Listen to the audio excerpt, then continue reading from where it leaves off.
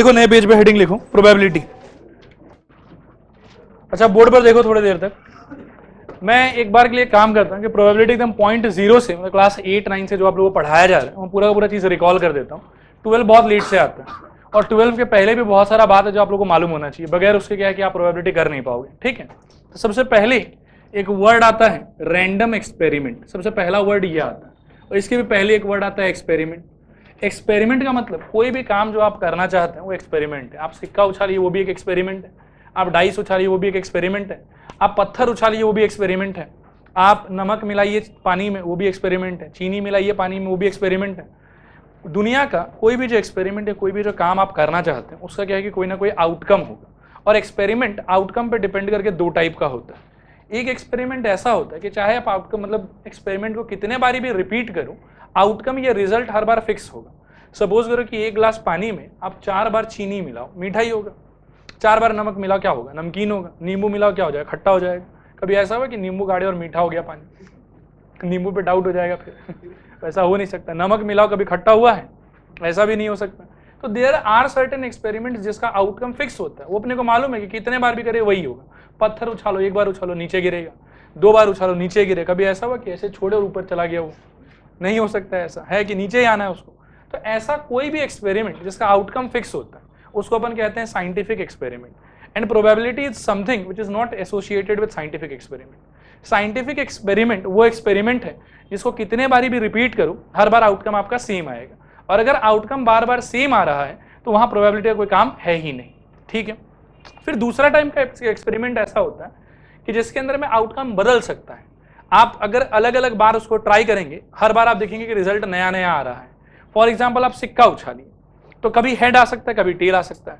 हमको मालूम है कि हेड या टेल में से कुछ ना कुछ आएगा, लेकिन एग्जैक्टली कौन सा आएगा वो अपन जानते भी नहीं है, और उस पर अपना कोई कंट्रोल भी नहीं है। ऐसा थोड़ी कि आपको कुछ ऐसा ट्रिक आता है कि आप सिक्का उछालिए और हेड ही आएगा अगर आप चाहें तो, या सिक्का उछालिए कोई एक पर्टिकुलर तरीके से कि कितने बार भी उछालो टेल ही आएगा। ऐसा तो नहीं पॉसिबल है, बायसनेस हो नहीं सकता।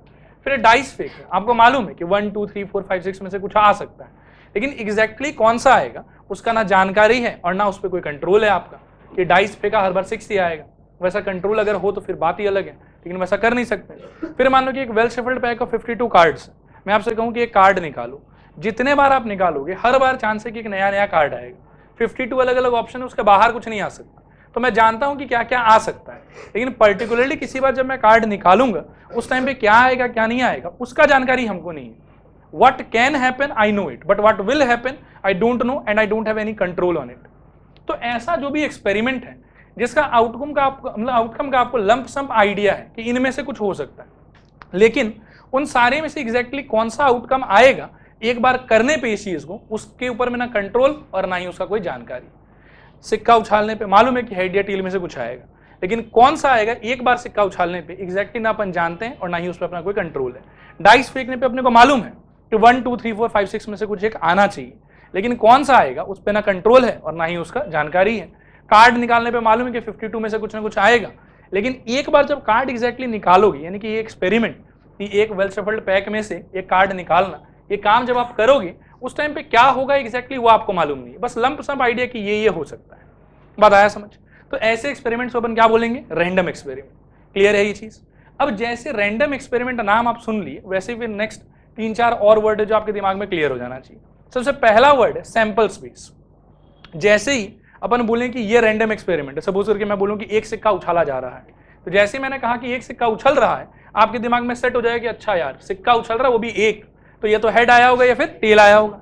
तो ये सैंपल स्पेस का मतलब है collection of all possible outcomes while performing a random experiment। तो if you are tossing a coin, what are the possible outcomes? Head, tail। तो ये दोनों का जो कलेक्शन है इसी को अपन कहेंगे sample space. Of which random experiment? Of the random experiment of tossing 1 single coin. अगर वहीं पे मान लो कि 2 सिक्का उछलता है तो सैंपल स्पेस क्या हो जाएगा? 4 होगा। क्या क्या होगा उसके अंदर में? Head head, head tail, tail head, tail tail. समझ में आ रहा है? सपोज करो कि 3 सिक्का उछलेगा, अब थोड़ा लंबा होगा। यहां पे मैं थोड़ा सा टेक्नोलॉजी आपको बता देता हूं। एक कॉइन के केस में सैंपल स्पेस का मतलब होगा curly bracket head comma tail. यहां पे ना एक तरीका होता है, देखो 2 कॉइन के लिए अपन क्या करें कि एक वाले को 2 बार लिखें, हेड टेल हेड टेल। पहले लाइन में हेड चिपका दो, और दूसरे लाइन में टेल चिपका दो, हो गया ये 2 कॉइन का। फिर 3 कॉइन का अगर आपको चाहिए, उसके लिए भी बहुत सिंपल तरीका है कि 2 वाले को 2 बार लिखो, head head, head tail, tail head, tail tail, head head, head tail, tail head, tail tail. एक में हेड चिपकाओ सब में, तो 1 2 3 4, एक में टेल चिपकाओ। ऐसा करके जो निकल के आएगा ये है आपके 2 कॉइन का, सॉरी 3 कॉइन का। यह है 1 कॉइन का, ये 2 कॉइन का और ये 3 कॉइन का। बात आया समझ?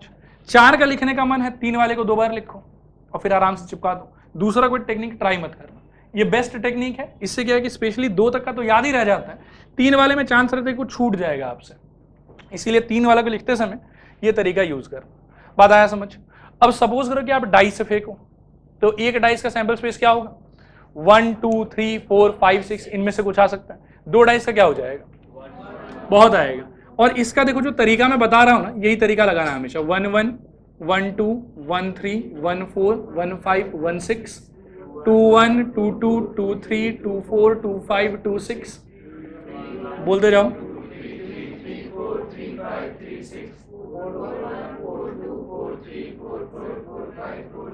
फिर नेक्स्ट, समझ में आया? अब देखो ये लिखवाने का रीजन क्या है, इससे ना एक बहुत खास इंफॉर्मेशन मेरे को मालूम चलता है। ये ऐसा लाइन, वैसे तो ये क्या कि दिमाग से भी खेल सकते हो, बट अगर कोई बड़ा सा क्वेश्चन फंसे ना, तो ऐसा बना लेना बहुत अच्छा होता है। सब चीज़ अपने को साफ साफ दिखाई पड़ेगी। देखो 2 3 4 5 6 7 8 9 10 11 12, ठीक। टोटल आउटकम 2 डाइस को फेंकने पे 36 होगा। इस चार्ट से कुछ कुछ बात बहुत साफ पता चलता है। जैसे मैं अगर पूछूं कि ऐसा कौन सा आउटकम होगा, ये ऐसा कितना आउटकम होगा सच दैट कि दोनों आया हुआ नंबर का सम 5 होगा। अब नॉर्मली अगर सोचोगे तो टाइम लगेगा। नॉर्मली अपन क्या करेंगे, एक बार इस चार्ट को छोड़ो, नॉर्मल का तरीका भी बता देता हूं। अगर मैं चाहूं कि दोनों डाइस पे आया हुआ नंबर्स का सम 5 हो, तो मिनिमम मैं कहां से स्टार्ट कर सकता हूं? किसी पे 0 तो आ नहीं सकता कि 0,5 लेंगे, तो मिनिमम कहां से स्टार्ट करेंगे? 1 से।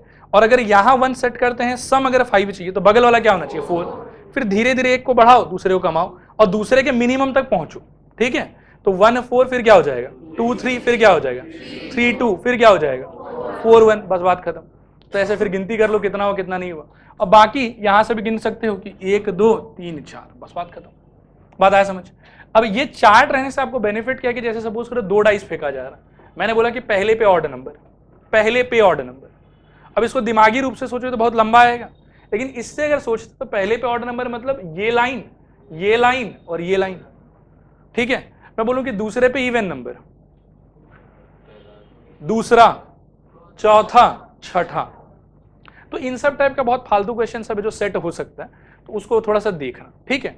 और इसमें एक बात याद रखना, एक वर्ड होता है डबलेट। डबलेट का मतलब होता है दोनों पे सेम नंबर, उसको डबलेट कहते हैं। क्लियर है?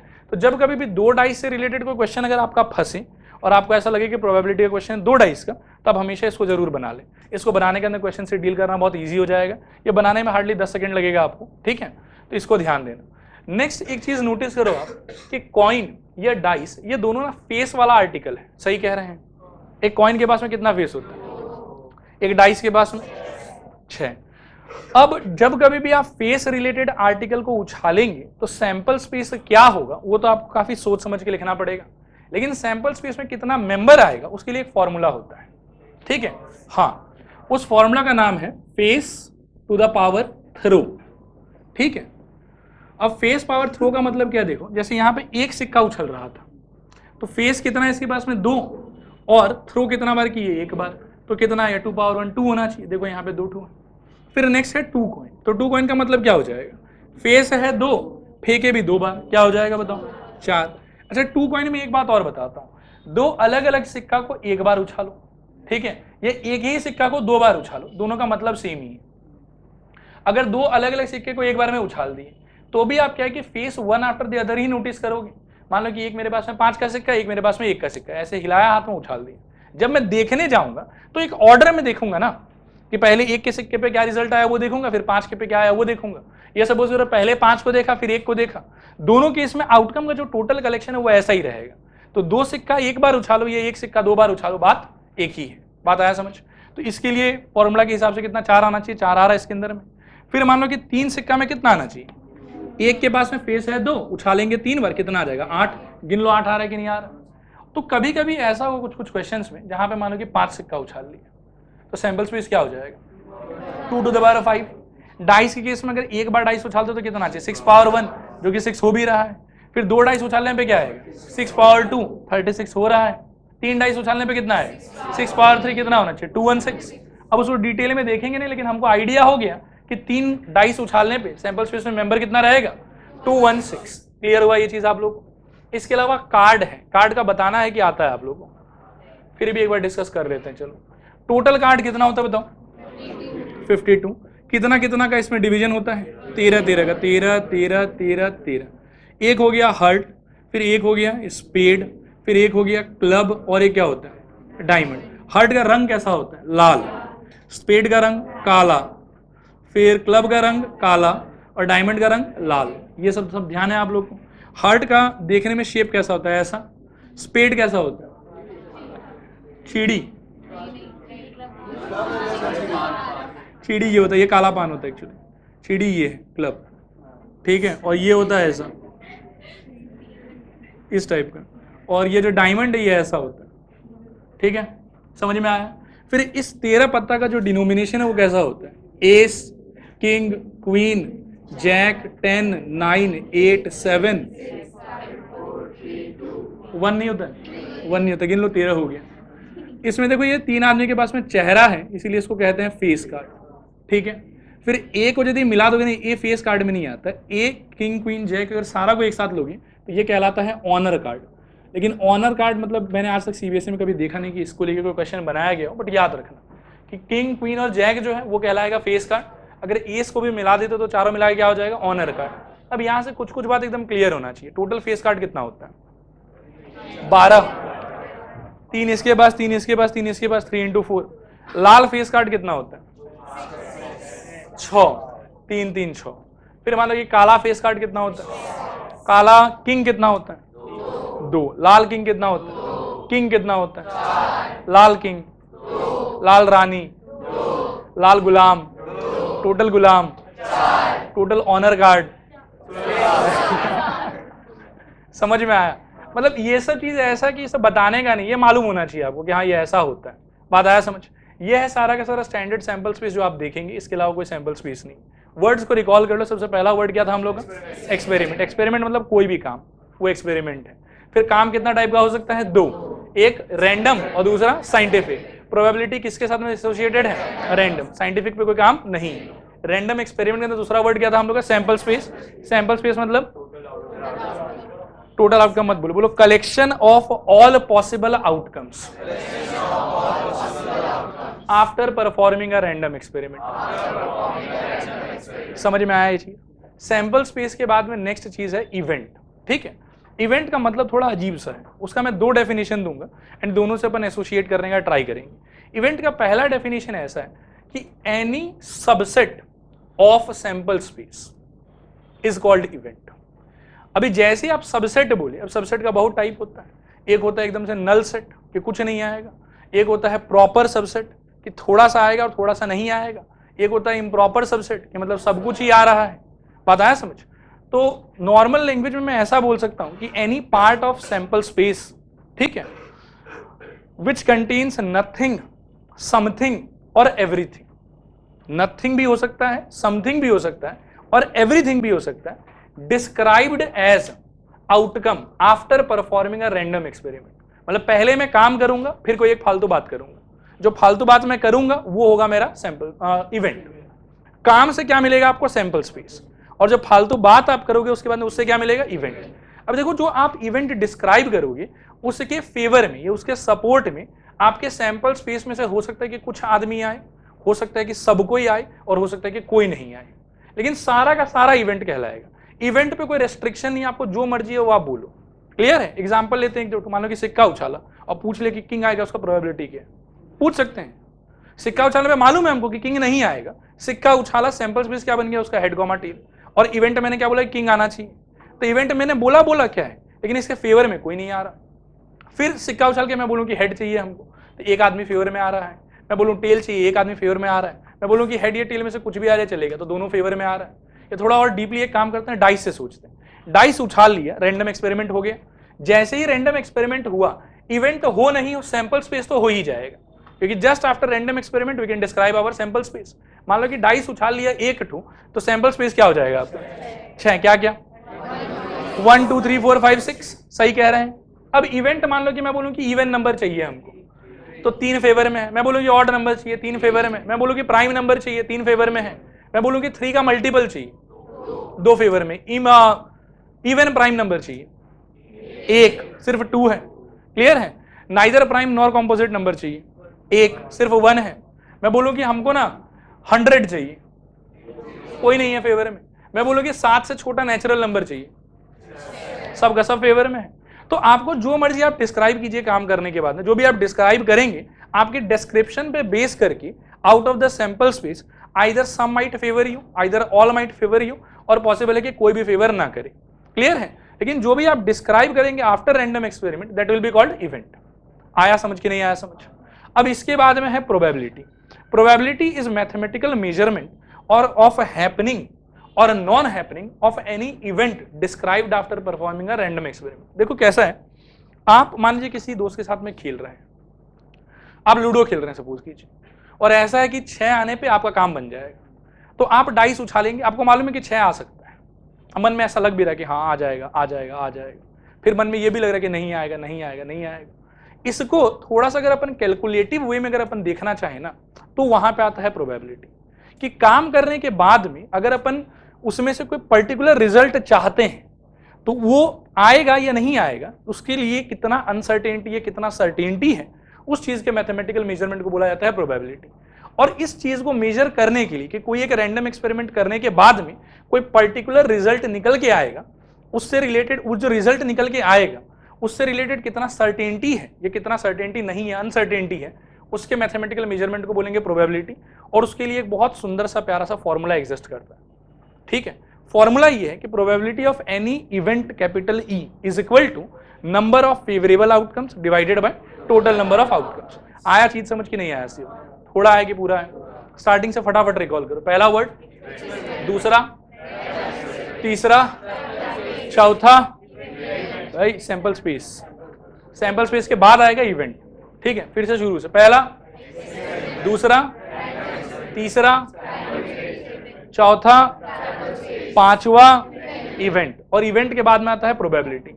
कोई पूछे कि व्हाट इज प्रोबेबिलिटी, तो probability is a mathematical measurement of certainty और नॉन अनसर्टेनिटी ऑफ हैपनिंग और non happening of any event described after performing a random experiment.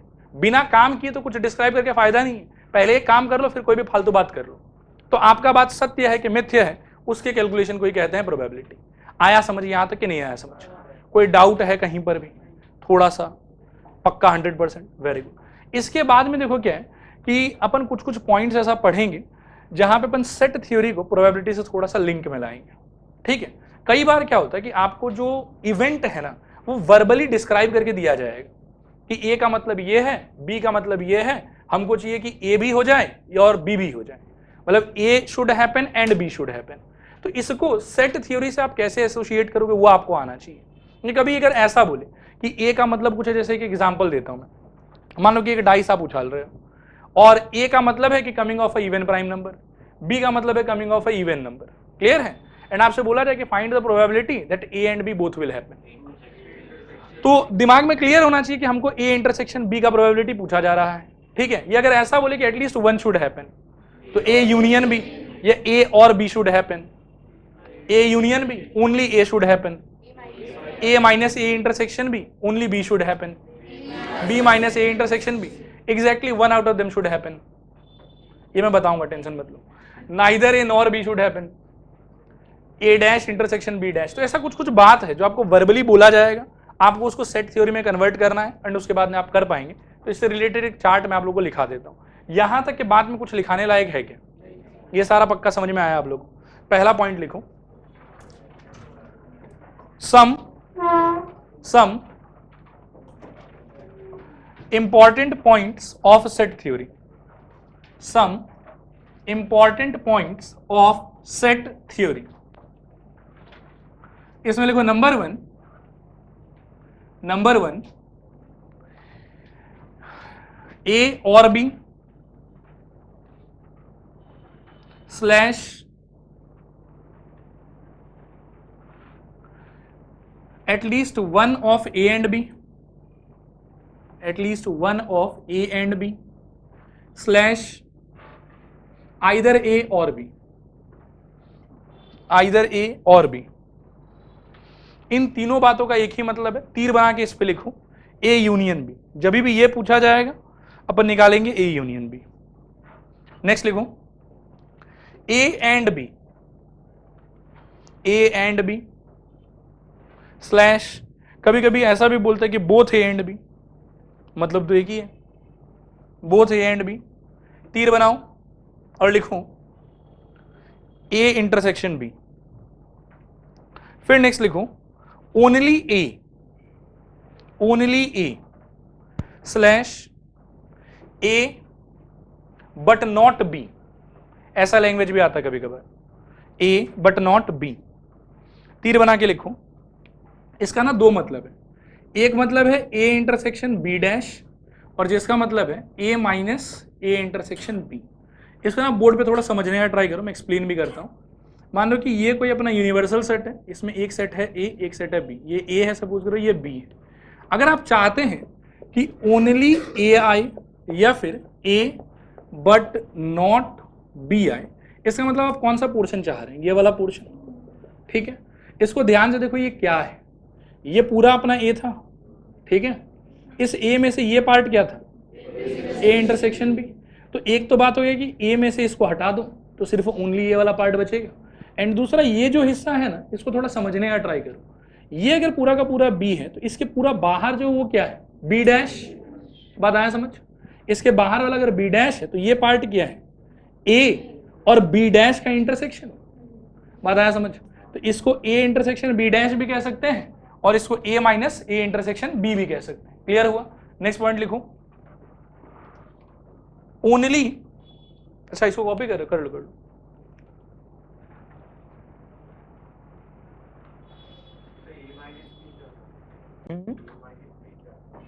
A minus B भी कर सकते हैं, उसका मतलब भी यही होगा, ठीक है। लेकिन ए माइनस बी का मतलब भी वही है कि ए माइनस ए और बी में जो कॉमन पार्ट है, तो अल्टीमेटली सेम ही बात निकल के आएगा। लिख लो ये वाला बात भी लिख लो, ए माइनस बी भी कभी मिला तो यही काम करना, this is equal to A minus B, ठीक है। नेक्स्ट लिखो only B slash B but not A, B but not A. इसके नीचे लिखो this is equal to B intersection A dash is equal to B minus A intersection B,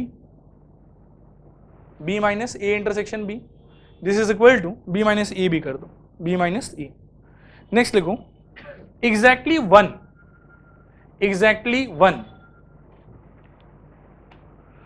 out of A and B, exactly one out of A and B,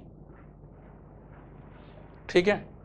देखो exactly one out of A and B जो है, इसका ना बहुत सारा तरीका है समझने का। एक्चुअल में एग्जैक्टली वन का मतलब पहले आप समझ लो कि आप पोर्शन कौन सा चाहते हो। आप ये वाला पोर्शन एज वेल एज ये वाला पोर्शन, ये दोनों चाहते हो आप। बात आया समझ? सही कह रहे हैं, मतलब ये शेडेड पार्ट चाहिए और ये शेडेड पार्ट चाहिए आपको। इस शेडेड पार्ट के लिए क्या लिख सकते हो सोचो तो, A minus A intersection B, और इस शेडेड पार्ट के लिए B minus A intersection B, और दोनों को जोड़ दो तो काम बन गया। तो क्या मिलेगा सोचो, A plus B minus 2 times of A intersection B. आया बात समझ? ये इसका एक अंडरस्टैंडिंग है, और जनरली अपन इसी अंडरस्टैंडिंग से काम चलाएंगे। लिख लो, देखो exactly one out of A and B is equal to, लिखो A plus B minus 2 times of A intersection B. Next लिखो neither A nor B, neither A nor B, neither A nor B. अच्छा मेरी तरफ देखो, neither A nor B का normal dictionary meaning क्या होना चाहिए, ए भी नहीं चाहिए एंड बी भी नहीं चाहिए। बात आया समझ? तो कैसा लिखना चाहिए हम लोग को सेट थ्योरी में? ए डैश इंटरसेक्शन बी डैश लिखो, ए डैश इंटरसेक्शन बी डैश, कि ए भी नहीं चाहिए एंड बी भी नहीं चाहिए, A dash intersection B dash. Next लिखो De Morgan's law, De Morgan's law क्या? नहीं इसी का पार्ट है। डी मॉर्गन्स लॉ बस अपने को लॉ मालूम होना चाहिए, बाबा डी मॉर्गन दे के गए थे। ए यूनियन बी पे डैश लगाने से ये होता है A dash intersection B dash, और ए इंटरसेक्शन बी पे डैश लगाने से ये होता है A dash union B dash, De Morgan's law. मतलब यूनियन पे पूरे पे डैश लगाने का मतलब है कि इंटरसेक्शन हो जाएगा और डैश डिस्ट्रीब्यूट हो जाएगा, और इंटरसेक्शन पे डैश लगाने का मतलब है कि इंटरसेक्शन का हो जाएगा यूनियन और डैश दोनों पे डिस्ट्रीब्यूट हो जाएगा। ये यहां तक समझ में आया आप लोग को? फिर इसके नीचे लिखो नोट, नोट, नोट में देखो पहला point, if percentage of any event is given, ये percentage of happening of any event is given, percentage of happening of any event is given, then it can directly be considered, it can directly be considered as probability of, it can directly be considered as probability of happening of that event, it can directly be considered as probability of happening of that event, full stop। ये पहला बात है। अच्छा एक बार मेरी तरफ देखो, एक दो और भी बात था पुराना वाला जिसको अपन याद करते हैं। जैसे मान लो कि मैं कभी बोलूं कि एक डाइस उछाल लिया, और डाइस उछाल के मैंने बोला कि हमको इवन प्राइम नंबर चाहिए, ठीक है, मैंने बोला कि ये ई इवेंट, जैसे मैंने बोला कि ये ई इवेंट है कि इवन प्राइम नंबर चाहिए, ऑटोमेटिकली बाय डिफॉल्ट बिना बताए हुए एक और इवेंट डिस्क्राइब हो जाता है नॉट ई, जिसको अपन ई का क्या कहते हैं? Complementary event. बात आया समझ? थोड़ा है कि पूरा है? ई का अगर मतलब है कि event of getting a even prime number, तो ई डैश का मतलब होगा event of not getting a prime number, बस ई के आगे नॉट लगा दो। जब कभी भी आप कोई भी इवेंट डिस्क्राइब करेंगे बाय डिफॉल्ट साथ ही साथ एक और इवेंट डिस्क्राइब हो जाता है जो आपको मालूम भी नहीं होता है, और उस इवेंट का मतलब होता है नॉट योर इवेंट, और उसका सिंबल होता है, अगर आपके इवेंट का सिंबल है ई तो उसका सिंबल क्या होगा? ई डैश या ई बार, जिसको अपन क्या कहते हैं? Complementary event. और खास बात यह है कि कोई भी इवेंट और उसका खुद का कॉम्प्लीमेंट्री इवेंट दोनों मिला के हमेशा प्रोबेबिलिटी कितना होगा? 1। क्लियर है? क्योंकि कोई भी जो सैंपल स्पेस के अंदर का मेंबर है वो या तो आपके सपोर्ट में है या फिर कॉम्प्लीमेंट्री इवेंट के सपोर्ट में है, क्योंकि कॉम्प्लीमेंट्री इवेंट का मतलब क्या है? आपका अगेंस्ट। तो दो ही टाइप का मेंबर हो सकता है, या तो सपोर्ट या अगेंस्ट। जो सपोर्ट में वो सीधा आपके साथ आ गया, और जो आपके सपोर्ट में नहीं है वो ई डैश के पास चला गया। तो दोनों का जब आप मिला दोगे तो डिनोमिनेटर में तो टोटल ही होगा, ऊपर दोनों का फेवरेबल मिला के क्या हो जाएगा? टोटल कैंसिल हो गया, कितना आ जाएगा? 1। ये चीज समझ में आता है? इसका बहुत ही भयंकर यूज है। इसका भयंकर यूज क्या है? देखो कभी कभार क्या होता है कि जो इवेंट का प्रोबेबिलिटी आपसे कैलकुलेट करने के लिए कहा जाता है, उसका प्रोबेबिलिटी डायरेक्टली कैलकुलेट करना बहुत ईजी, आप कर लिए, बात बन गया आपका। कभी कभार क्या होता है कि जिस चीज का प्रोबेबिलिटी आपसे पूछा गया है उसका प्रोबेबिलिटी कैलकुलेट करना बहुत डिफिकल्ट है। ऑन कॉन्ट्रेरी, जो चीज आपको नहीं चाहिए उसके फेवर में कमती मेंबर है, उसका प्रोबेबिलिटी कैलकुलेट करना इजी है। तो अपन क्या करेंगे कि जिसका प्रोबेबिलिटी हमको चाहिए इसका ना कैलकुलेट करके इसके नहीं होने का प्रोबेबिलिटी पहले कैलकुलेट करेंगे, और फिर जो हमको आंसर चाहिए था वो पाने के लिए क्या करेंगे? 1 से सब्ट्रैक्ट। लॉजिक समझ में आया? At some times whatever is asked is easy to calculate, and in some other cases whatever is not asked that is easy to calculate. Clear है? तो जहां हमको मुश्किल फील होगा वहां पे हम क्या है कि ये उल्टा वाला काम करेंगे, जो नहीं पूछा पहले वो निकालेंगे, 1 से सब्ट्रैक्ट करके जो पूछा है वो निकाल देंगे। बात आया समझ? लिखो point number 2, if E is a event, then there exists another event called E complement, ये called E complement मत लिखो, called not E, represented by E dash called not E represented by E dash full stop. This is also known as complementary event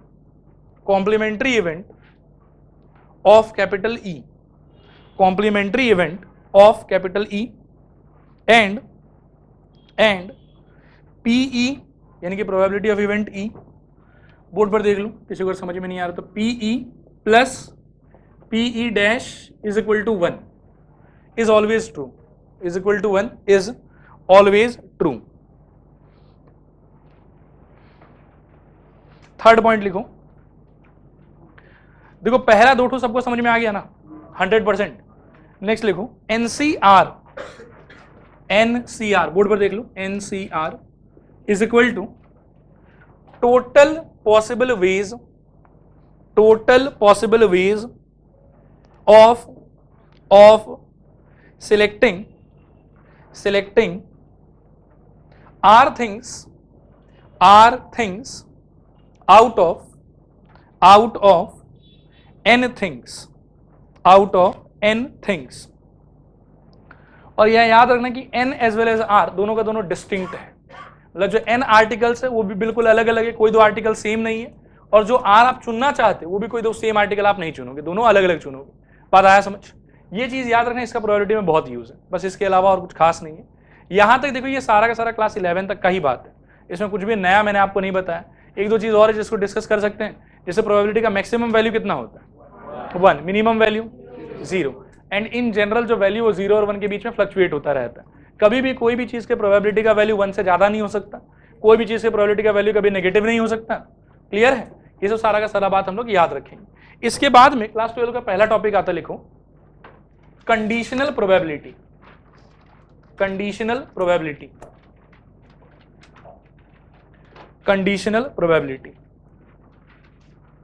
ठीक है, पहले मेरे तरफ देखो, चीज को मैं समझा लेता हूं और उसके बाद में फिर लिखाऊंगा. एक रैंडम एक्सपेरिमेंट, क्लास 12 का एग्जाम, ध्यान से धीरे धीरे सोचो. ठीक है, बड़ा मजेदार एक्सप्लेनेशन है इसका. रैंडम एक्सपेरिमेंट का नाम क्या है? क्लास 12 का एग्जाम. मैं ना दो इवेंट डिस्क्राइब करता हूं. ठीक है, पहला इवेंट सपोज करो कि आपने पढ़ाई किया, एंड दूसरा इवेंट कि आपका एग्जाम अच्छा हुआ. रैंडम एक्सपेरिमेंट क्या था? चीज सबको याद रखना है एकदम. रैंडम एक्सपेरिमेंट फिर से बताऊं, पहला इवेंट पढ़ाई किया और दूसरा इवेंट रिजल्ट अच्छा हुआ. एग्जाम छोड़ो, रिजल्ट अच्छा हुआ, रिजल्ट इंपॉर्टेंट है. फिर से रैंडम एक्सपेरिमेंट, क्लास 12 का एग्जाम, फिर पहला इवेंट पढ़ाई की एंड दूसरा इवेंट रिजल्ट अच्छा हुआ. देखो आपको लगता है कि दोनों इवेंट इंटर रिलेटेड है हल्का फुल्का? अगर मान लो कि पहला हो जाए तो दूसरा होने का प्रोबेबिलिटी बढ़ जाएगा, लेकिन क्या वो दूसरा वाला श्योर इवेंट में कन्वर्ट हो जाएगा? दूसरा सिचुएशन लेते हैं, क्लास 12 का एग्जाम, ये है रैंडम एक्सपेरिमेंट. पहला इवेंट पढ़ाई नहीं किया, दूसरा इवेंट रिजल्ट अच्छा हुआ. सोचो, पहला इवेंट अगर हो रहा है, ठीक है, तो ठीक है, दूसरा वाला का प्रोबेबिलिटी कम हो जाएगा, खत्म तो नहीं होगा. मान लो कि आपके एग्जाम में इन्विजिलेटर आया, कोई 60 साल का बुढ़ा, आपके बगल में बैठा टॉपर, उसको आप एकदम सेंटी दे दिए, तुम ही दोस्त है, और अपना नैया तुम्हारे हाथ में, तुम तो पार जाएगा, हमको भी ले चलो, हो जाएगा ना. अच्छा, 0 तो प्रोबेबिलिटी नहीं होगा. क्लियर है? फिर एक और सिचुएशन सोचो, रात में ट्रक व्रक चलता है बहुत, सब ट्रक वाला पी के रखता है. थिंक, एक्सपेरिमेंट की एक्सीडेंट, रैंडम एक्सपेरिमेंट है, ट्रक चला रहा है. ठीक है, ट्रक चला रहा है, random experiment. First case P के रखा है, फर्स्ट इवेंट. दूसरा केस के एक्सीडेंट करेगा. इट इज नॉट नेसेसरी कि पी के रखा तो एक्सीडेंट करेगा ही करेगा. 90% लोग पी के चलाता, एक्सीडेंट नहीं करता. ठीक, दूसरा ट्रक चला रहा है, पी के नहीं रखा है और एक्सीडेंट करेगा. ऐसा तो नहीं कि नल है एकदम, होश में भी आदमी एक्सीडेंट कर देता है. तो ऐसा ना लाइफ में बहुत सारा सिचुएशन होता है, जिसमें एक होता है बड़ा सा रैंडम एक्सपेरिमेंट, एंड उससे रिलेटेड आप दो छोटा छोटा इवेंट डिस्क्राइब कर लेते हैं. ठीक है, जिसमें से क्या होता है कि एक का होना या नहीं होना दूसरे को कोई ना कोई तरीके से इंप्रोवाइज करेगा, उसको इफेक्ट करेगा. या तो वो उसके होने या नहीं होने के प्रोबेबिलिटी को बढ़ा देगा, ये उसके होने या नहीं होने की प्रोबेबिलिटी को कमा देगा। मतलब हैपनिंग और non happening of first event will somehow affect the happening or non happening of second event. And in this situation, if we already know कि first event has occurred, कि पहला इवेंट हो चुका है, अब दूसरा होगा कि नहीं होगा, उसके कैलकुलेशन को अपन कहते हैं conditional probability. If there is a random experiment and we have described two events related to that random experiment, say capital A and capital B, out of which I know कि capital B has already happened, then what is the probability of happening of capital E? Question में एक random experiment होगा और हमेशा दो event होगा आपके पास, ठीक है। दो इवेंट में से एक इवेंट गारंटीड रूप से आपको बोला हुआ है कि देखो ये हो गया है, अब तुम बताओ कि दूसरा होगा या नहीं होगा, उसका प्रोबेबिलिटी कितना है कितना नहीं है, इस चीज को कहा जाता है कंडीशनल प्रोबेबिलिटी। आया समझ कि नहीं आया समझ? थोड़ा है कि पूरा है? रैंडम एक्सपेरिमेंट कितना होगा बताओ? एक। रैंडम एक्सपेरिमेंट एक ही होगा। इवेंट कितना होगा? दो, जिसमें से एक हो चुका होगा और दूसरा होने वाला होगा। अब इसके कैलकुलेशन के लिए देखो, सबसे पहले तो इसका सिंबल क्या है वो समझो। कभी अगर ऐसे लिखा हुआ है पी ए बाई पी, इसके अंदर में बी होता है हो चुका इवेंट, ये हो गया है। ए होता है होने वाला इवेंट, ठीक है। और इसका फॉर्मूला होता है probability of A intersection B divided by probability of B. Clear है?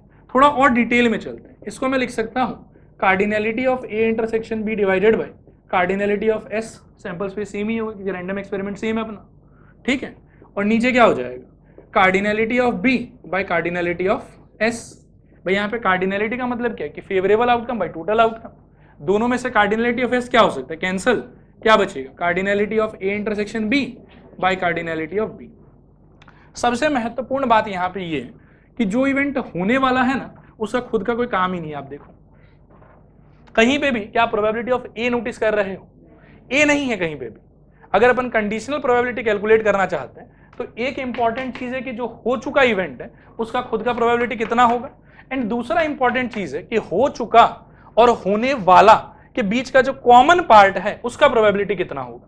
तो कॉमन पार्ट डिवाइडेड बाय हो चुका इवेंट, या तो दोनों का प्रोबेबिलिटी डिवाइड कर लो, या फिर अगर आप सिर्फ इनके फेवरेबल मेंबर्स का भी डिवीजन ले लेते हैं कि जो होने वाला है और जो हो चुका है उसके बीच जो कॉमन हिस्सा है उसके फेवर में कितना आदमी है और बी के फेवर में कितना आदमी है, तो उसका रेशियो भी आपको सेम ही आंसर देगा।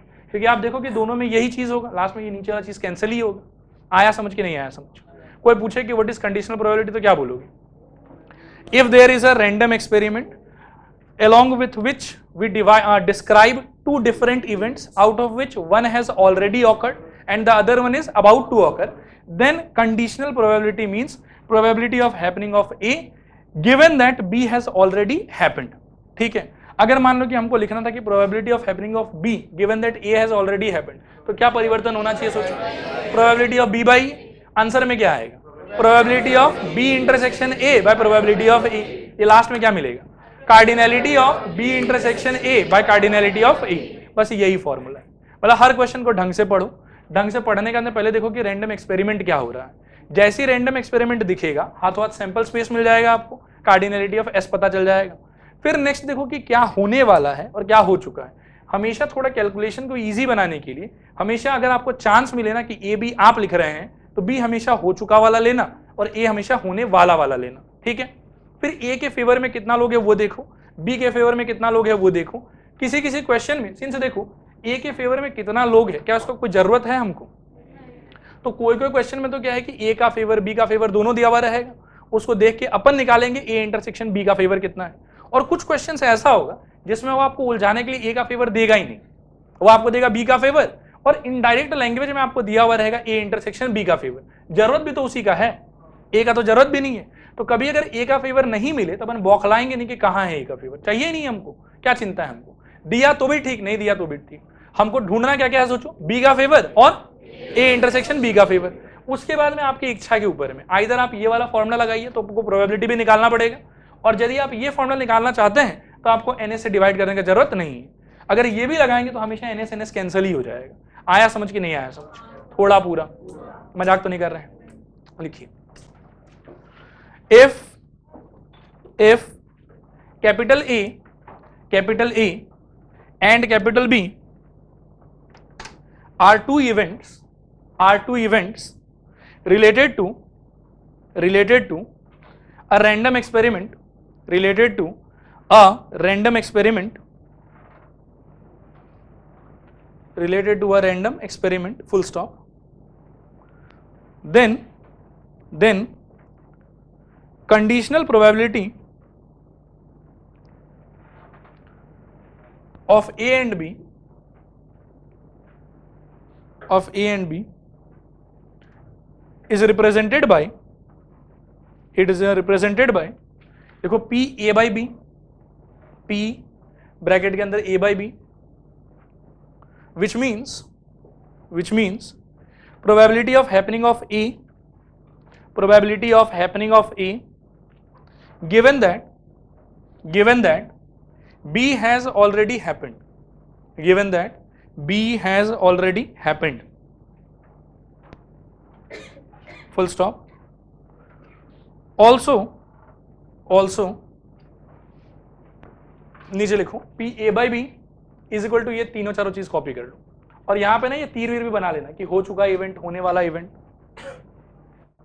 नीचे एक नोट लिखो हियर, हाँ बोलूं, देखो हियर पी ए और एन ए, मतलब प्रोबेबिलिटी ऑफ ए या cardinality of A, both are useless for us, both are useless for us, full stop. अब आ जाओ आप लोग शीट पे।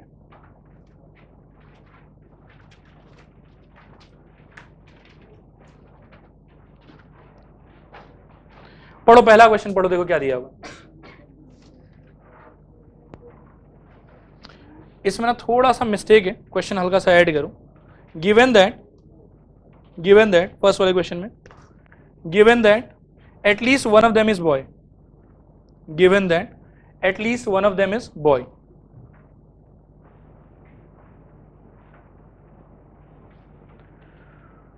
ठीक है, जो शीट नहीं मिला एक बार बगल वाले से देख ले, दे दो। अच्छा, इसमें रैंडम एक्सपेरिमेंट क्या है ये बताओ। दो बच्चा होने, मतलब एक परिवार दो बच्चा। अच्छा, दो बच्चा को आप दो कॉइन की तरह सोच सकते हो, जैसे कॉइन में हेड या टेल हो सकता है, बच्चा में बॉय या गर्ल हो सकता है। तो कॉइन का सैंपल स्पेस दो का क्या था, head head, head tail, tail head और टेल टेल। दो बच्चा का क्या हो जाएगा, boy boy, boy girl, girl boy, girl girl. समझ में आया, लिखो। अच्छा एक सेकंड रुक जाओ, मैं ना हर क्वेश्चन में एक चीज ट्राई करूंगा। मैं आप लोग से 3 सवाल पूछूंगा हर क्वेश्चन। पहला सवाल होगा what is the random experiment, according to that what is the sample space. मेरा सेकंड क्वेश्चन होगा कि हो चुका इवेंट क्या है यहाँ पे, और उसको अपन हमेशा किससे रिप्रेजेंट करेंगे, बी से, और होने वाला इवेंट क्या है उसको रिप्रेजेंट करेंगे ए से। आप लोग इस 3 सवाल का जवाब देने का ट्राई करना। यहाँ रैंडम एक्सपेरिमेंट क्या बता रहे थे, दो बच्चा होना, sample space boy boy, boy girl, girl girl boy, girl girl. What is ए, यानी कि होने वाला इवेंट क्या है यहाँ पे, और बी क्या होगा कि कम से कम, नहीं एक नहीं, कम से कम एक बॉय है, एटलीस्ट वन बोल रहा है ना। लिखो फटाफट, देखो हियर हियर। अच्छा, हमको एस में इंटरेस्ट है कि एनएस में इंटरेस्ट है, एनएस में। इनफैक्ट अगर सही से देखें तो अपन एनएस को भी अवॉइड कर सकते हैं, बट फिर भी एनएस लिखो, ठीक है। पहले लिखो S equal to curly bracket BB comma BG comma GB, सब कैपिटल में लिखना, कॉमा जीजी। ये हो गया आपका एस। नीचे लिखो therefore NS equal to 4। Next लिखो A equal to event of having both boy, दोनों लड़का हो जाए, event of having both boy. अच्छा, इसके फेवर में कितना लोग रहेगा, एक। लिखो this is equal to curly bracket BB. कुछ क्वेश्चंस में मैं ये सब चीज लिखाऊंगा आप लोग को, सो दैट की प्रोसेस समझ में आए, बाकी फिर स्किप करेंगे इस चीज को। This is equal to curly bracket BB, नीचे लिखो therefore N A equal to क्या 1। अच्छा, ये काम का है क्या, फालतू का लिख रहे हैं इसको, ठीक है। नेक्स्ट लिखो B equal to event of having at least one boy, event of having at least one boy,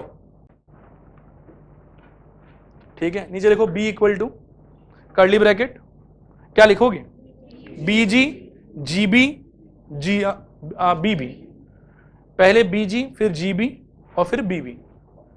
अब कार्डिनलिटी ऑफ बी कितना हो जाएगा 3। ये काम का चीज है हमारे लिए। नेक्स्ट काम का चीज क्या है, ए इंटरसेक्शन बी। लिखो A intersection B equal to, पहले कर्ली ब्रैकेट में लिखो क्या होना चाहिए, बी बी, एक ही चीज कॉमन है दोनों के बीच में। अरे आ रहा है समझ, नीचे लिखो therefore cardinality of A intersection B is equal to 1। अब मेरी तरफ देखो, अब आपकी इच्छा के ऊपर है, या तो ये फॉर्मूला यूज कर सकते हो या ये वाला। इसके लिए 2 स्टेप और लिखना पड़ेगा कि पहले probability of A intersection B निकालो, फिर प्रोबेबिलिटी ऑफ बी निकालो। आपकी सिचुएशन के हिसाब से probability of A intersection B क्या होगा,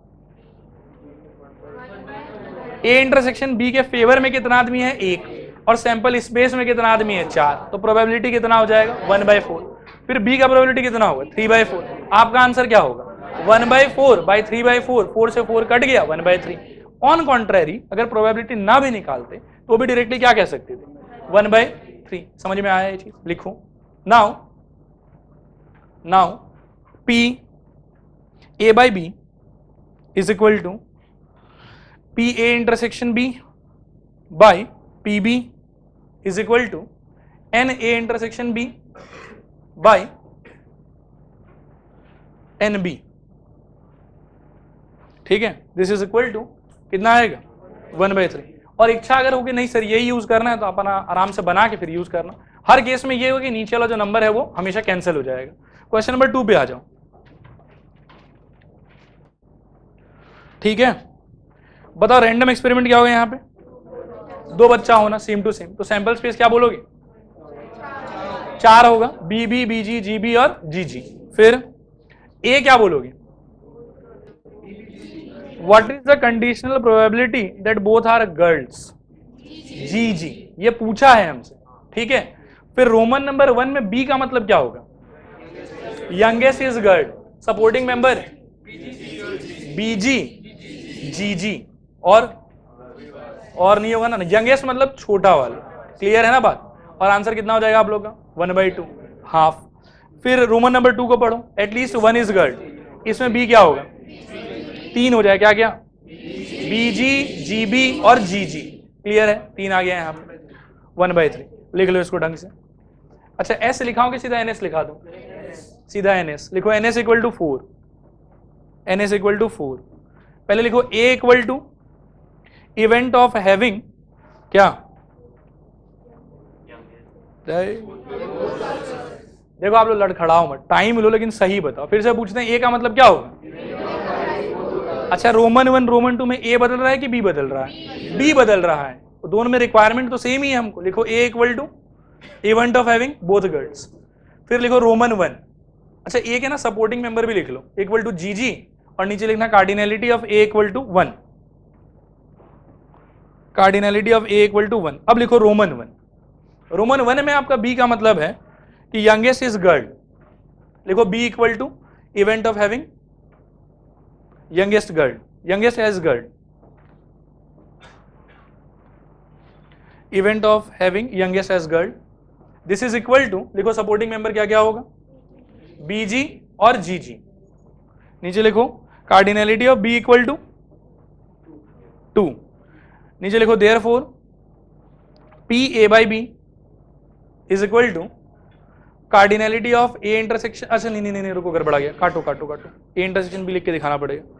नीचे लिखो NB इक्वल टू 2 लिखा ना आपने, उससे नीचे लिखो now A intersection B equal to, A intersection B equal to क्या होगा GG, एक ही सपोर्टिंग मेंबर है। नीचे लिखो therefore cardinality of A intersection B equal to 1। अब नीचे लिखो now PA/B is equal to cardinal A intersection B by cardinal B is equal to 1/2। Next लिखो रोमन नंबर 2 में लिखो B इक्वल टू, ठीक है C ले लो, C equal to event of having at least 1 girl, event of having at least 1 girl. अब इसका curly bracket बताओ क्या क्या होना चाहिए, BG GB और GG। लिखो BG GB GG, cardinality of C equal to 3। फिर नीचे लिखो क्या लिखना चाहिए A intersection C is equal to, पहले कर्ली ब्रैकेट बताना GG, अरे सब है ना साथ में, हाँ नीचे लिखो cardinality of A intersection C 1। अब लिखो now P A by C equal to cardinality of A intersection C by cardinality of C is equal to 1/3। ये समझ में आया सबको? Very good.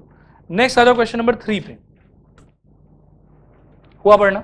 इसमें एस में क्या क्या आएगा बताओ तो? 1 2 3 4 5 6 7 8 9 10 सब आ जाएगा। एन एस कितना होगा? 10। कार्डिनलिटी ऑफ एस जो है वो 10 है। अच्छा, ए का डेफिनेशन क्या होना चाहिए, बी का क्या होना चाहिए?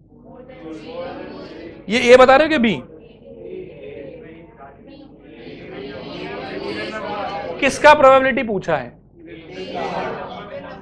इवन नंबर होने का। तो जिसका पूछा है वो क्या बनेगा? ए। और जो दिया है वो क्या बनेगा? बी। तो what is the definition of B? Event of getting a number more than 3। And A क्या बनेगा? Event of getting a prime number. Clear है? गलत बोल रहा हूं क्या?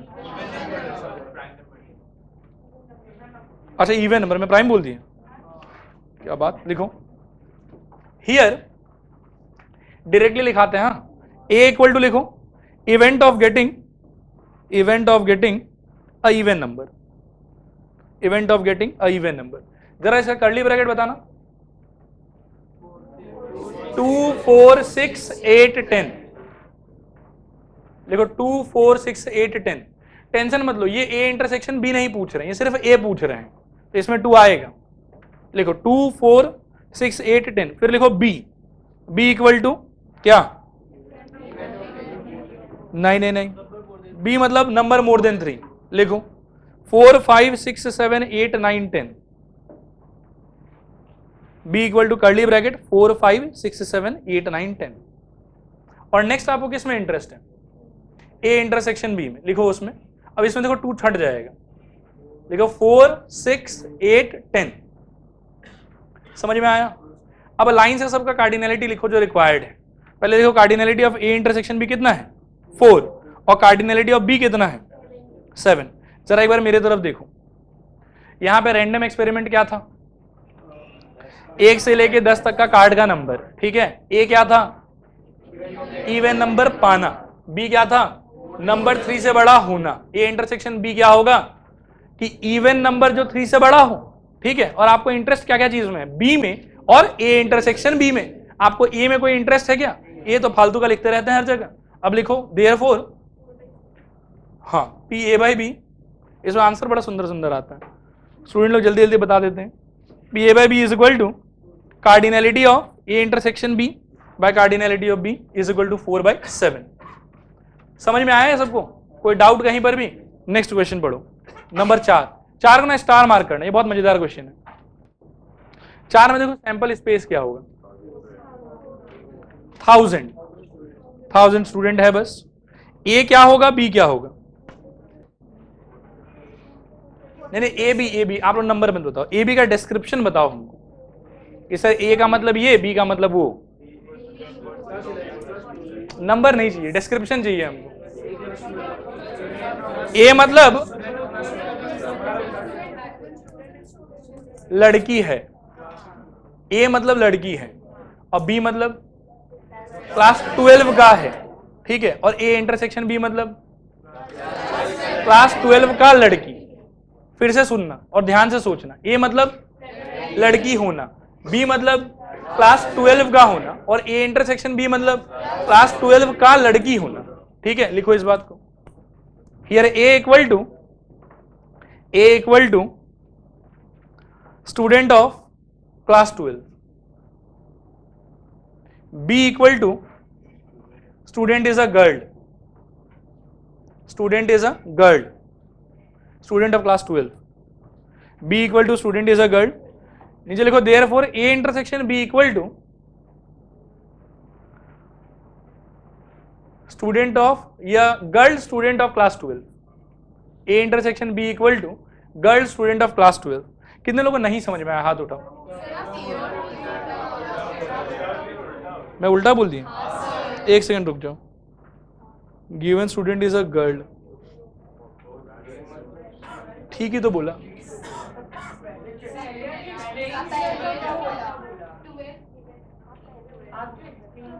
एक सेकंड रुको। एक्सप्लेन जो किया वो गलत था? क्या बात कर रहे हो? सुनो ध्यान से ना, क्वेश्चन पढ़ लो एक बार आराम से, टेक योर ओन टाइम, कोई दिक्कत नहीं है।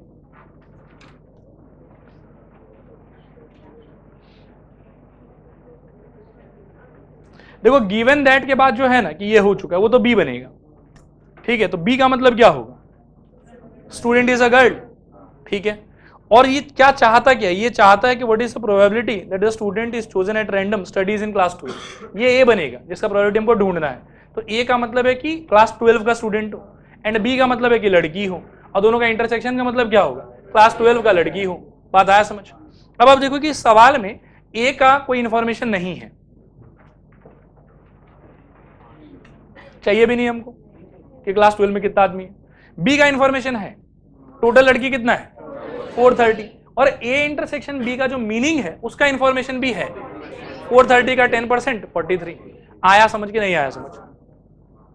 क्लियर है पूरा? लिखो here cardinal B equal to 430 and cardinal A intersection B equal to, नहीं ऐसे डायरेक्टली मत लिखो, भूल जाओगे फिर घर पे। लिखो 10% of 430, 10% of 430, this is equal to 43।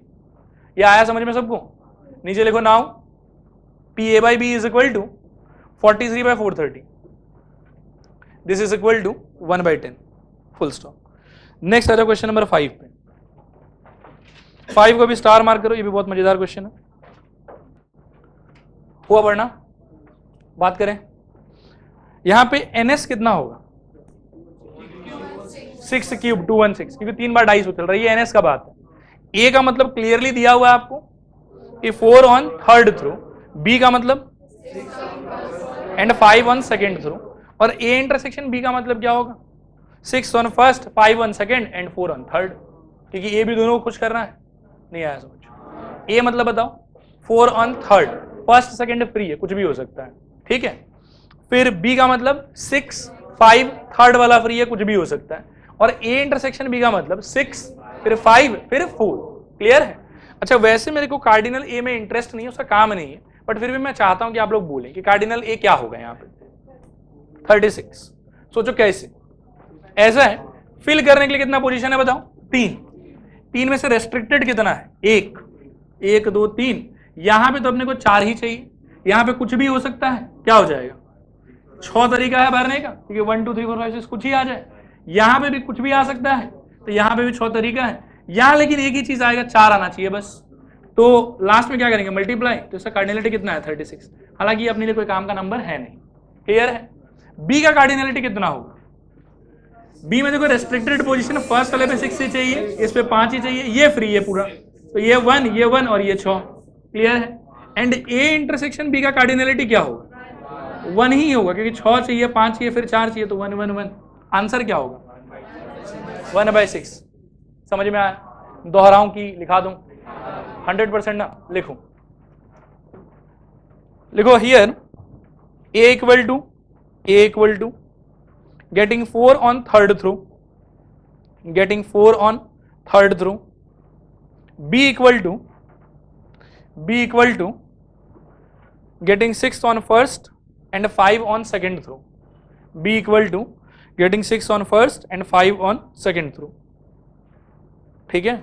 नीचे लिखो a intersection b equal to getting 6 on first, 5 on second and 4 on third throw, getting 6 on first, 5 on second and 4 on third throw।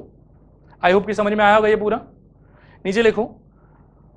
अच्छा एक बार मेरी तरफ देखो, हमको अब क्या क्या चीज चाहिए आगे फर्दर जाने के लिए? एन बी, एन ए नहीं चाहिए, काम नहीं है ना उसका। एन बी चाहिए, और क्या चाहिए? N A intersection B. Clear है आप लोग को? लिखो N B is equal to, सीधा लिखना 6, और साइड में ना ब्रैकेट में ये बात लिख लो, ये वाला, ताकि याद रहे कि कैसे 6 आया है। लिखो 3 डैश बनाओ, 6 5, और यहां क्वेश्चन मार्क भर दो, यहां पे कुछ भी आ सकता है, इसीलिए 6 ऑप्शन है, ठीक है। नेक्स्ट लिखो नीचे cardinal A intersection B equal to 1, bracket में लिखो 6 5 4, एक ही ऑप्शन है, ठीक है। नीचे लिखो now P A by B is equal to cardinal A intersection B by cardinal B is equal to लिखना 1/6। नेक्स्ट क्वेश्चन पे आ जाओ, नंबर 6, 7, 8 ना तीनों मतलब एक ही टाइप का क्वेश्चन है। आप लोग एक काम करो, वो 2 डाइस वाला ना बना लो फटाफट, सैंपल स्पेस कॉपी में बना फटाफट, और 2 डाइस वाला सैंपल स्पेस बना के क्वेश्चन नंबर 6 को पढ़ो फटाफट। हो गया सबका? बोर्ड पर देखो तुम, ये मेरे तरफ देखो। क्वेश्चन नंबर 6 में बोला है कि रैंडम एक्सपेरिमेंट में 2 डाइस का उछलना, ठीक है, और the sum of the numbers appearing is observe to be 6। ये क्या होगा? बी की ए, बी की ए, बी ये हो चुका है, ठीक है। एंड फिर पूछा गया आपसे what is the conditional probability that the number 4 has appeared at least once, ठीक है।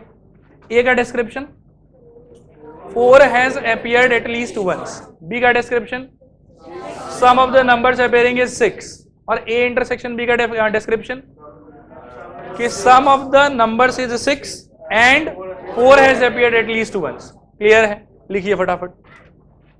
नंबर 6 में लिखिए A equal to 4 has appeared at least once, 4 has appeared at least once. अच्छा एक बार मेरे तरफ देखो, वैसे तो क्या है कि हमको इंटरेस्ट नहीं है कि ए के फेवर में कितना आदमी होगा, लेकिन फिर भी ऐसे अपना जिज्ञासा क्लियर करने के लिए कितना होगा बताओ? 11 होगा। सोच के देखो, 4 has appeared at least once और पोजीशन से लेके कोई रेस्ट्रिक्शन है नहीं, तो एक लाइन अपने पास में ये वाला है 6 आदमी, एक लाइन अपने पास में ये वाला, ये आदमी 2 बार आ रहा है, इसीलिए एक बार काउंट करेंगे, कितना होगा? 11 आदमी। हालांकि अपने काम का चीज नहीं है।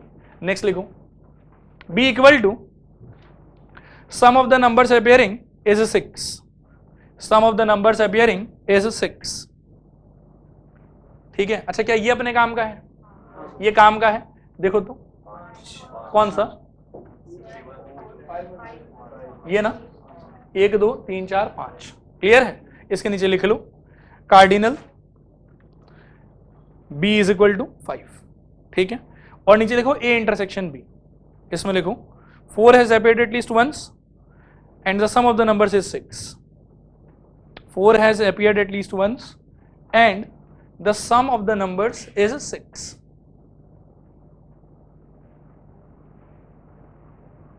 ठीक है।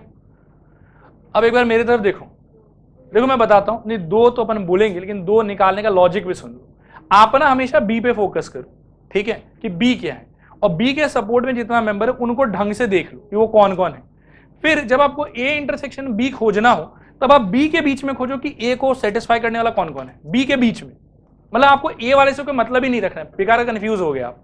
पहले आपको खोजना है बी, फिर बी के सपोर्टिंग मेंबर्स में खोजना है कि कौन ए वाला क्राइटेरिया भी सेटिस्फाई कर रहा है। बताओ कौन सा होगा? 2 4 और 4 2, बस 2 ही आदमी है, इसलिए इंटरसेक्शन बी का कार्डिनलिटी कितना हो जाएगा? 2। लिखो cardinality A intersection B equal to 2। Now P A by B is equal to cardinal A intersection B by cardinal B is equal to कितना? 2/5। वेरी गुड, यही आंसर है। नंबर 8 पे आ जाओ फटाफट। अच्छा 7 पढ़ो। रैंडम एक्सपेरिमेंट क्या है यहाँ पे? 2 डाइस का उछलना, तो सैंपल स्पेस तो यही होगा। फिर ए का मतलब क्या है यहाँ पे? सम ऑफ द 2 नंबर्स इज 4, और गिवन क्या है?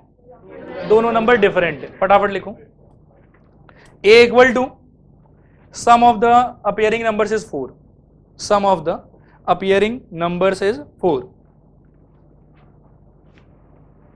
एंड बी इक्वल टू लिखो नंबर्स आर डिफरेंट,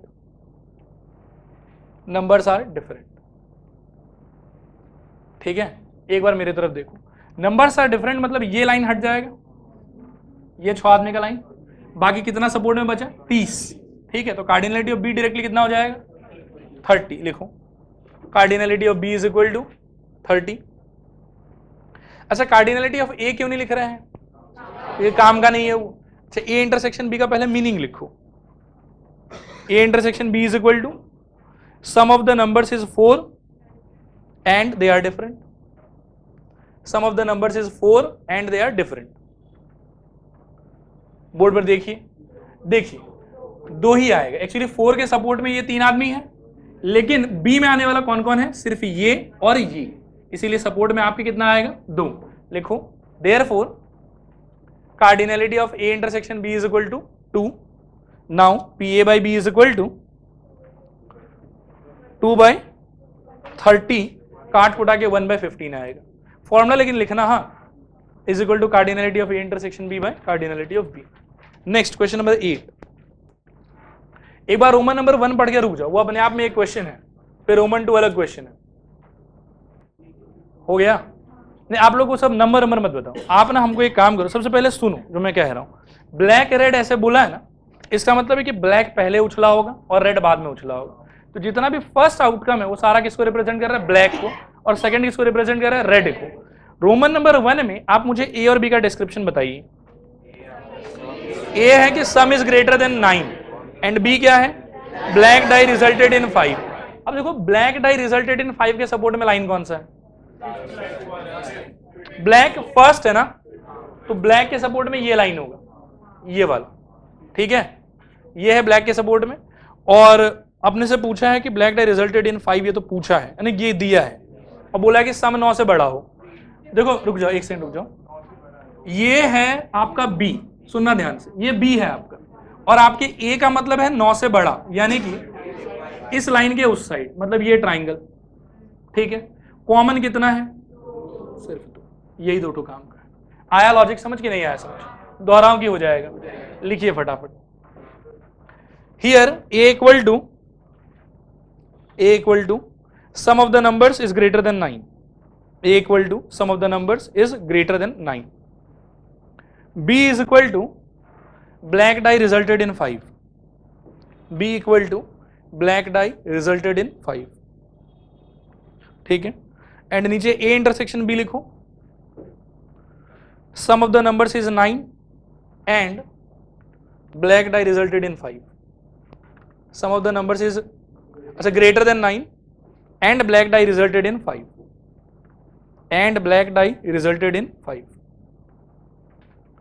ठीक है? अब नीचे लिखूं, कार्डिनल ए चाहिए कि नहीं चाहिए? वैसे अगर मैं पूछ लूं तो क्या बताते? 6, लेकिन काम का नहीं। नीचे लिखो कार्डिनल बी इक्वल टू, ये कितना होगा? ये भी 6 है, लिखो cardinal B equal to 6, cardinal A intersection B is equal to 2, therefore P A by B is equal to 2/6। Formula लिखना, मैं बोल नहीं रहा हूं, फॉर्मूला लिखो तो छोड़ो मत, is equal to 1/3। Come to question number 2 of 8। A B का पहले मतलब खोजो, आंसर तो अपने आप निकल जाएगा, टेंशन ही नहीं। बी का मतलब बताओ। Red die resulted in number less than 3, यानी कि सेकेंड आउटकम 3 से छोटा होना चाहिए, यानी कि मात्र ये पार्ट, मैं बॉक्स बना रहा हूं, सिर्फ ये पार्ट, ये है बी। ए का मतलब सम इज 8, तो 8 कहां है? 8 देखो, मैं डॉटेड में बना रहा हूं, हाँ ये है 8, लेकिन ये इतना लंबा काम का ही नहीं है, अपने तो मात्र कॉमन पार्ट चाहिए, ए के 2 कॉमन है खाली, आंसर क्या होगा? 1/12। आया समझ? लिखिए A equal to sum of the number is 8, A equal to sum of the number is 8, B is equal to red die resulted in number less than 3, red die resulted in number less than 3, full stop। next लिखो A intersection B equal to sum of the number is 8, sum of the number is 8 and red die resulted in number less than 3 and red die resulted in number less than 3, full stop। नीचे लिखो cardinal ए चाहिए कि नहीं चाहिए? यदि पूछ लेता गलती से तो मैं क्या बोलता? गिन 1 2 3 4 5, काम का नहीं है, लेकिन बी 12 दिख रहा है ना, कौन सा 12? लिखिए cardinal B equal to 12 and cardinal A intersection B equal to 1। नीचे लिखो therefore P A by B is equal to 1/12। Next फटाफट 9 पढ़ो, आराम से धीरे धीरे, हाँ लाइन स्किप मत करना। बात करें सैंपल स्पेस क्या होगा? एक क्वेश्चन चुनना इन सारे ऑप्शन अवेलेबल में से। एनएस अगर मैं पूछूं तो कितना बोलोगे? 1400, 1400। क्लियर है? What is A? Easy question होना चाहिए। B, A intersection B, easy MCQ. फिर से पूछते हैं, रैंडम एक्सपेरिमेंट सवाल चुनो। एनएस का वैल्यू 1400, हालांकि यूज नहीं करेंगे उसको। ए का मतलब इजी क्वेश्चन, बी का मतलब एमसीक्यू, ए इंटरसेक्शन बी का मतलब इजी एमसीक्यू। समझ में आ रहा है? लिखिए हियर ए इक्वल टू क्या बताओ? Easy question. B equal to MCQ, A intersection B equal to easy MCQ. अब सोच लो कि क्या क्या चीज जरूरी है आपके लिए। ए का जरूरत है क्या आपको? अच्छा, वैसे अगर होता तो कितना होता?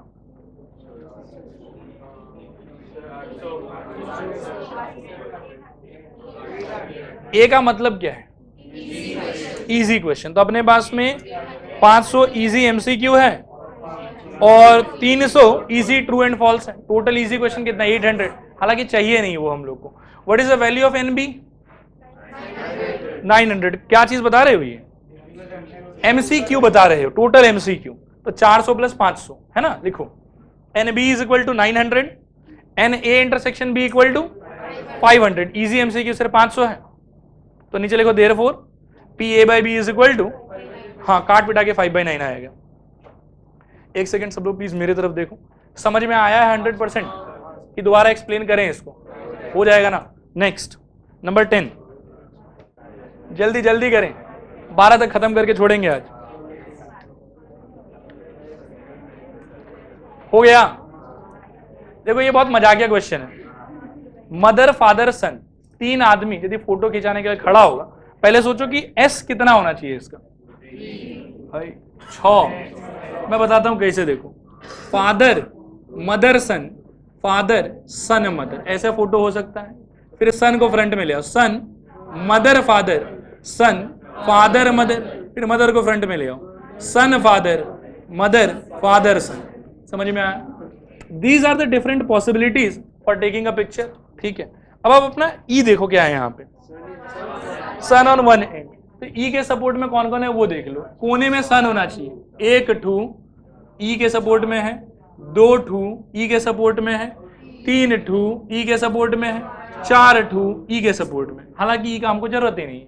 नेक्स्ट एफ क्या बोलता है? फादर मिडिल में। इसको अपन गोले से रिप्रेजेंट करेंगे, 1 फादर मिडिल और 2 फादर मिडिल। ये जरूरी है हमारे लिए। अब सुनो, ये हो गया आपका एफ फादर मिडिल, और ये भी हो गया आपका एफ। आपको इंटरेस्ट क्या चीज में है? ई इंटरसेक्शन एफ में। वो भी कितना निकलेगा? यही 2 2 होगा। प्रोबेबिलिटी कितना हो जाएगा? और एक कॉमन सेंस का बात है, देखो आप पढ़ो क्वेश्चन, फिर मैं कॉमन सेंस बताता हूं।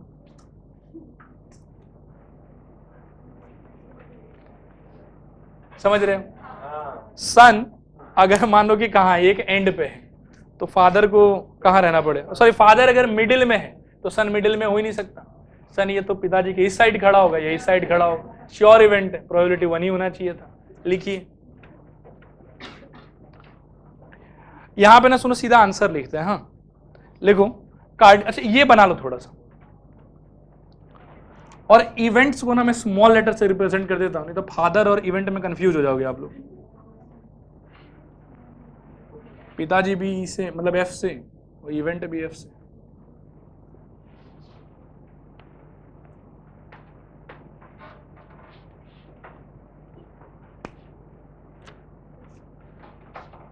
सारा लाइन जो है वो इवेंट ई को रिप्रेजेंट कर रहा है, और गोला जो है इवेंट एफ को रिप्रेजेंट कर रहा है। ठीक है, लिखो कार्डिनलिटी ऑफ ई चाहिए क्या हम लोग को? नहीं। लिखो cardinality of F equal to cardinality of F. अच्छा एफ अब स्मॉल मत लिखो, अब तो कैपिटल लिखो। Cardinality of capital F equal to 2। अच्छा cardinality of E intersection F भी कितना होगा? 2, क्योंकि कॉमन भी 2 ही है। Cardinality of E intersection F capital E capital F equal to 2। Therefore P E by F is equal to 2/2 is equal to 1। समझ में आया सबको? दोहराना तो नहीं है? Very good. 11 नंबर पढ़िए और 11 को स्टार मार्क कीजिए। 11 को थोड़ा ध्यान से पढ़िएगा। देखो यहाँ बोर्ड पर देखो, ये होने वाला है। पहले आप एक डाइस फेंकेंगे, ठीक है। डाइस फेंक के यदि 1 2 4 5 में से कुछ आता है तो आपको नेक्स्ट कॉइन फेंकना है। और सोचो क्या हो सकता है कि कॉइन मतलब डाइस में 1 आ रहा था, कॉइन फेंक के हेड आया। ये डाइस में 1 आ रहा था, कॉइन फेंक के टेल आया, तो 1 हेड या 1 टेल हो सकता है। Similarly 2 head 2 tail, 4 head 4 tail, 5 head 5 tail. लेकिन अगर आपके पहले डाइस में 3 या 6 आया हुआ होता तो आप उसके साथ फिर नेक्स्ट क्या फेंकते, डाइस फेंकते। तो 3 के साथ में किसका किसका पेयरिंग हो सकता है, 3 1 3 2 3 3 3 4 3 5 3 6, या फिर 6 1 6 2 6 3 6 4 6 5 6 6। ये समझ में आ रहा है? This is the main situation. अब आप हमको ए और बी बताओ।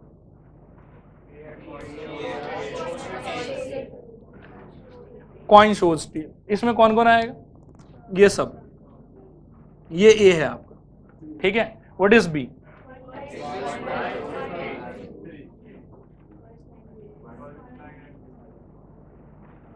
सही। अब हमको ए इंटरसेक्शन बी बताओ। 5, ये 0 नहीं होता, 5 होता, प्रोबेबिलिटी 0 हो जाएगा। बात आया समझ? ये है सिचुएशन, आंसर 0 है। आया समझ कि नहीं आया समझ? दोहराएं पक्का, इसको ना बना लो ऐसे, फिर लिखाते समय लिखा देंगे। बोलूं, लिखो। Here A equal to coin shows tail equal to curly bracket. आप ब्लैंक छोड़ दो उसको, कर्ली ब्रैकेट में क्या भरना है बताओ, ये वाला 1t 2t 4t 5t, ये घर पे भर लेना। नीचे लिखो b equal to at least one dice shows 3 equal to curly bracket blank.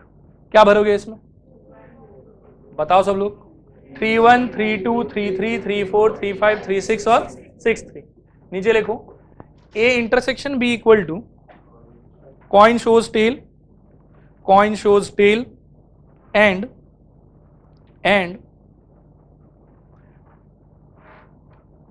One dice, at least one dice shows 3। नीचे लिखो clearly A intersection B equal to 5, therefore cardinality of a intersection b equal to 0, नीचे लिखो therefore pa by b is equal to cardinality of a intersection b by cardinality of b is equal to 0। समझ में आया? b वाला को लिखे भी नहीं, क्यों, कुछ भी हो 0 ही होता answer. Last question number 12, star mark कर लो, थोड़ा हैवी है ये, और आज का लास्ट है ये बस। रैंडम एक्सपेरिमेंट बताओगे आप लोग क्या होना चाहिए यहाँ पे? रैंडम एक्सपेरिमेंट, 2 नंबर को चुनना, कहां से कहां के बीच में, 1 से 9 के बीच में। अच्छा वैसे पूछना नहीं चाहिए मुझे, बट फिर भी पूछ रहा हूँ, एनएस का वैल्यू क्या होगा, कितना, 18 81 36 आंसर है। 9C2, देखो यही चीज मैंने एनसीआर लिखाया था आपको, यहां चुनना है ना आपको सिर्फ, और 1 से लेकर 9 तक आपके पास में ऑप्शन है अलग अलग, 9 अलग अलग चीजों में से कितना चीज चुनना है आपको, 2। तो तरीका क्या होगा, 9C2, यही एनसीआर का एप्लीकेशन। ये बीच बीच में कहीं कहीं ऑकर होगा। आया समझ?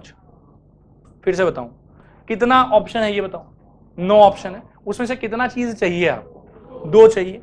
तो 9 चीज में से 2 चीज चुनना है, selection NCR, 9 option and 2 selection, तो 9C कितना होना चाहिए, 2। अच्छा एक बार बोर्ड पर देखो, ये तरीका भी रिकॉल करा देता हूं। जैसे कभी भी 9C2 लिखा हुआ हो, इसको तोड़ने का तरीका होता है कि 9 8 2 1 काट लो 4, देखो आया 36। आया समझ? अच्छा कभी कभी मजाक होता है, 9C7 दे देगा, क्या करोगे, 7 बार थोड़ी खोलोगे। तरीका है यहाँ पे 9C 9 - 7, अगर ये नीचे वाला चीज इसके आधे से बड़ा हो तो हमेशा पहले ये लगाओ, ठीक है, ऊपर से उसको सब्ट्रैक्ट कर लो, क्या आ जाएगा सोचो, 9C2 ही आ जाएगा, फिर से आंसर 36।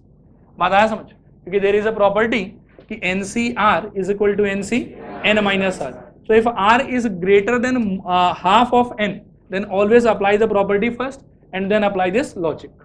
क्लियर हुआ ये बात? अच्छा, तो NS का वैल्यू तो बताया 9C2। अब आ जाओ A और B बताओ।